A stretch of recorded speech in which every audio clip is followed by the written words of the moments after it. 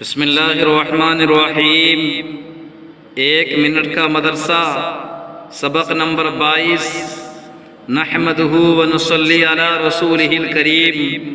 Number 1، ترجمہ نماز، ایاک کے معنی آپ ہی کی۔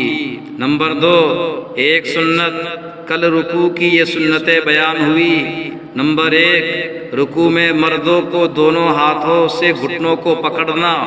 نمبر 2، گھٹنوں کو پکڑنے میں مردوں کو اپنی انگلیوں کو کشادہ رکھنا، یعنی اپنی انگلیوں کو کھلا ہوا رکھنا۔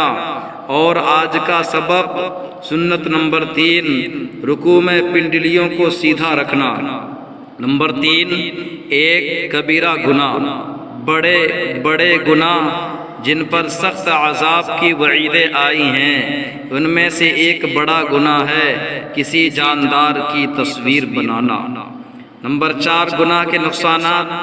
گناہوں سے دنیا کا ایک نقصان یہ ہے کہ گناہ کرنے سے نعمتیں چھین جاتی ہے اور بلاؤں اور مصیبتوں کا ہجوم ہوتا ہے۔ گناہوں سے دنیا کا ایک نقصان یہ ہے کہ گناہ کرنے سے نعمتیں چھن جاتی ہیں اور بلاؤں اور مصیبتوں کا ہجوم ہوتا ہے۔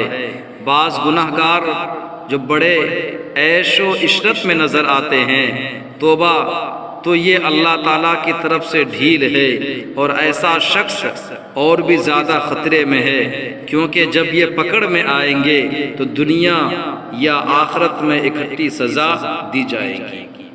نمبر 5، طاعت و عبادت کے فوائد۔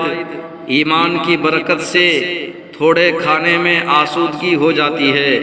ایک شخص کھانا بہت کھایا کرتا تھا، پھر مسلمان ہو گیا تو کم کھانے لگا۔ حضور صلی اللہ علیہ وسلم نے ارشاد فرمایا